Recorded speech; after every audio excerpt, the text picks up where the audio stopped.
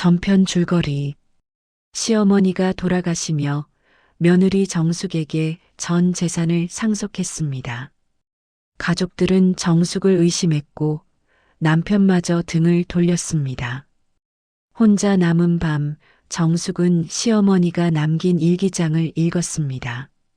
거기엔 60년 전 지키지 못한 친구 정숙의 이야기가 있었습니다.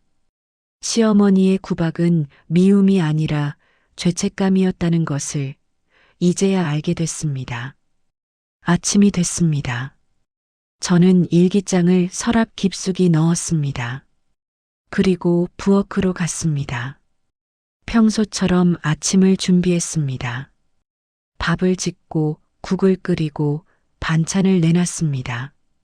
손이 자동으로 움직였습니다. 30년 동안 해온 일이었으니까요. 남편이 식탁에 앉았습니다.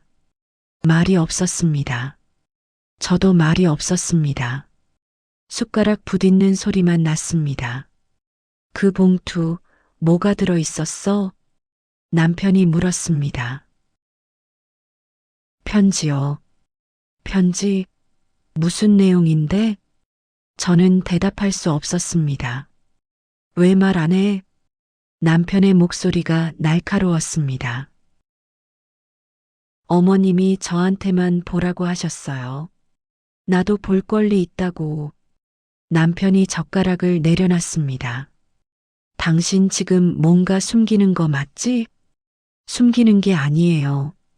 그럼 뭐야? 왜 말을 못해? 저는 고개를 숙였습니다. 말하고 싶었습니다. 어머님의 이야기를, 60년 전 그 슬픈 사랑 이야기를. 하지만 입이 떨어지지 않았습니다. 그건 어머님의 비밀이었으니까요. 어머님이 평생 숨기고 사신 이야기였으니까요. 당신이 어머니한테 뭘 한 거 맞지? 남편이 다그쳤습니다. 아니면 협박이라도 한 거야? 그래서 어머니가 어쩔 수 없이. 말도 안 되는 소리 하지 마세요. 제 목소리가 커졌습니다. 제가 언제 어머님을 협박했어요? 30년 동안 어떻게 살았는데. 그럼 설명을 해봐. 왜 어머니가 당신한테만 전 재산을 물려줬는지. 저는 아무 말도 할 수 없었습니다. 설명할 수 없었습니다. 어머님의 비밀을 지켜야 했으니까요. 하지만 침묵은 저를 더 의심스럽게 만들 뿐이었습니다. 남편이 일어났습니다. 난 회사 간다. 문을 쾅 닫고 나갔습니다. 혼자 남았습니다. 텅 빈 집. 저는 식탁에 앉아 식은 국을 바라봤습니다. 핸드폰이 울렸습니다. 큰 신우이였습니다. 받고 싶지 않았지만 받았습니다. 여보세요. 언니, 오늘 저희 집으로 와요. 무슨 일이세요? 가족회의 할 거예요. 유산 문제로. 가슴이 철렁했습니다. 꼭 와야 돼요. 안 오면 더 이상하게 보일 거예요. 전화가 끊어졌습니다. 저는 핸드폰을 내려놨습니다. 손이 떨렸습니다. 오후 큰 시누이 집에 갔습니다. 거실에 가족들이 모여 있었습니다. 큰 시누이, 작은 시누이, 그리고 남편. 모두 저를 보는 눈빛이 차가웠습니다. 앉으세요. 큰 시누이가 소파를 가리켰습니다. 저는 조심스럽게 앉았습니다. 언니, 솔직하게 말해요. 어머니한테 뭘 한 거예요? 큰 시누이가 바로 물었습니다. 아무것도 안 했어요. 거짓말 마세요. 멀쩡한 어머니가 왜 갑자기 며느리한테만 전 재산을.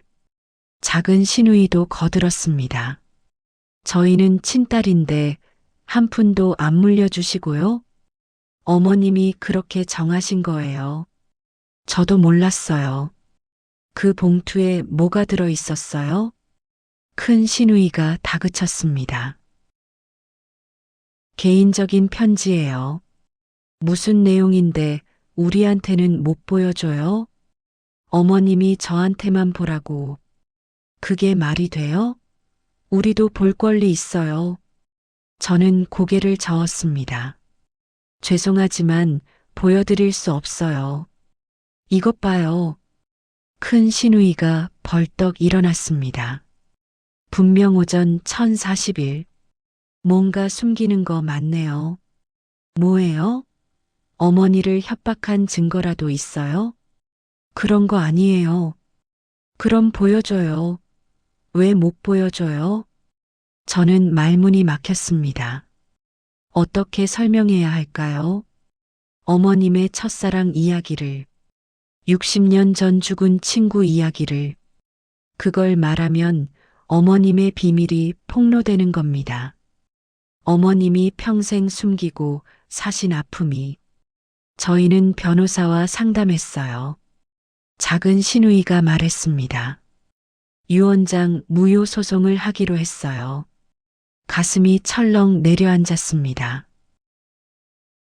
뭐라고요? 어머니가 온전한 정신이 아니셨을 거래요. 아니면 부당한 영향력을 받으셨거나. 그런 거 아니에요. 그럼 증명해요. 어머니가 왜 언니한테만 재산을 물려주셨는지. 큰 시누이가 팔짱을 꼈습니다. 그 편지 내용을 공개하든지 아니면 소송으로 가는 수밖에 없어요. 저는 남편을 봤습니다. 남편은 고개를 돌렸습니다. 저를 도와주지 않았습니다. 시간 드릴게요. 일주일. 큰 시누이가 말했습니다. 일주일 안에 편지 내용을 공개하든지 아니면 유산을 포기하든지 둘 중 하나 선택하세요. 그럴 순 없어요. 그럼 법정에서 보죠. 큰 시누이가 차갑게 말했습니다. 저는 아무 말도 할 수 없었습니다. 집에 돌아왔습니다. 저는 서재로 가서 일기장을 꺼냈습니다. 다시 읽었습니다. 어머님의 아픔을, 60년 동안 가슴에 품고 사신 죄책감을. 이걸 공개해야 할까요? 어머님의 비밀을. 밤이 깊었습니다. 남편은 여전히 서재에서 잤습니다. 저는 혼자 침대에 누워 천장을 봤습니다. 눈물이 흘렀습니다. 왜 이렇게 됐을까요? 어머님은 저를 지켜주려고 하신 건데, 60년 전 지키지 못한 정숙이 대신. 하지만 그 선택이 저를 더 힘들게 만들고 있었습니다. 다음 날 변호사 사무실에 갔습니다. 혼자 변호사를 만나 물었습니다. 소송이 시작되면 어떻게 되나요? 유언 무효 소송은 까다롭습니다. 유언자가 온전한 정신이 아니었거나 부당한 영향을 받았다는 걸 입증해야 하죠. 하지만 어머님은 공증도 받으셨잖아요. 네, 그래서 쉽지 않을 겁니다. 하지만 가족들이 강하게 의심하면. 변호사가 조심스럽게 말했습니다. 부인께서 무언가 증거를 갖고 계신가요? 어머님이 왜 그런 결정을 하셨는지 설명할 수 있는? 있어요. 그럼 그걸 제출하시는 게 가장 빠릅니다. 하지만 그건 너무 개인적인 내용이에요. 고인의 프라이버시도 중요하지만 지금은 부인을 보호하는 게 우선 아닐까요? 저는 대답하지 못했습니다. 어머님의 비밀을 지킬 것인가? 아니면 제 자신을 지킬 것인가? 변호사 사무실을 나왔습니다. 거리를 걸었습니다. 어디로 가는지도 모른 채 어느새 공원에 와 있었습니다. 벤치에 앉았습니다. 사람들이 지나갔습니다. 웃으며 이야기하는 가족들, 손잡고 걷는 연인들, 모두 행복해 보였습니다. 저만 홀로 남겨진 것 같았습니다. 핸드폰이 울렸습니다. 모르는 번호였습니다. 받았습니다. 여보세요? 정숙 씨 맞으시죠? 저는 KBS 뉴스 담당 기자입니다. 가슴이 철렁했습니다. 네, 유산 상속건으로 연락드렸는데요. 혹시 인터뷰 가능하신가요? 어떻게 제 번호를? 유산 무효 소송이 화제가 됐습니다. 며느리에게 전 재산을 물려준 시어머니 이야기가요. 오전 1047. 싫습니다. 인터뷰 안 합니다. 저는 전화를 끊었습니다. 손이 떨렸습니다. 기자까지 알고 있다니. 이제 온 세상이 알게 되는 건가요? 제가 시어머니를 뭔가 한 나쁜 며느리라고. 집으로 돌아오는 길에 동네 슈퍼에 들렀습니다. 계산을 하는데 주인 아주머니가 수군거렸습니다. 저 사람 아니야? 시어머니 재산 다 가져간 사람. 맞아. 뉴스에 나왔잖아. 시어머니 돌아가시기 전에 뭘 한 거래. 귀가 따가웠습니다. 저는 계산을 마치고 황급히 나왔습니다. 집 앞에 도착했을 때 집 앞에 낯선 차가 서 있었습니다. 카메라를 든 사람들이 보였습니다. 기자들이었습니다. 김정숙 씨 맞으시죠? 카메라가 제게 향했습니다. 시어머니로부터 전 재산을 상속받은 게 사실입니까? 저는 가족들이 소송을 준비 중인데 한 말씀 해주시겠습니까? 저는 아무 말도 할 수 없었습니다. 카메라 플래시가 터졌습니다. 저는 고개를 숙이고 현관문으로 뛰어들어갔습니다. 문을 잠갔습니다. 가슴이 터질 것 같았습니다. 창문 밖으로 기자들이 보였습니다. 저는 커튼을 쳤습니다. 그날 저녁 뉴스가 나왔습니다. 남편이 회사에서 전화했습니다. 당신 뉴스 봤어? 응. 회사 사람들이 다 알아. 나한테 물어봐. 부인이 시어머니를 뭘 한 거냐고. 남편의 목소리가 지쳐 있었습니다. 나도 뭐라고 대답해야 할지 모르겠어. 당신이 아무 말도 안 해주니까. 미안해요. 미안하다고 끝날 문제가 아니잖아. 남편의 목소리가 커졌습니다. 이제 온 세상이 다 알아. 우리 집안이 망신당하고 있어. 제발 솔직하게 말해봐. 어머니한테 뭘 한 거야? 아무것도 안 했어요. 정말이에요. 그럼 그 편지를 공개해. 못해요. 왜? 어머님이 원하지 않으셨을 것 같아서요. 남편이 한숨을 쉬었습니다. 나 오늘 집에 안 들어갈게. 회사 근처 호텔에서 잘 거야. 응. 전화가 끊어졌습니다. 저는 핸드폰을 내려놨습니다. 텅 빈 집. 혼자였습니다. 완전히 혼자였습니다. 3일이 지났습니다. 남편은 집에 들어오지 않았습니다. 전화도 받지 않았습니다. 집 앞에는 여전히 기자들이 있었습니다. 저는 집 밖으로 나갈 수 없었습니다. 창문으로 음식 배달을 받았습니다. 마치 감옥 같았습니다. 일주일째 되는 날 변호사에게서 연락이 왔습니다. 부인, 소송이 정식으로 접수됐습니다. 네. 법정 날짜가 잡혔습니다.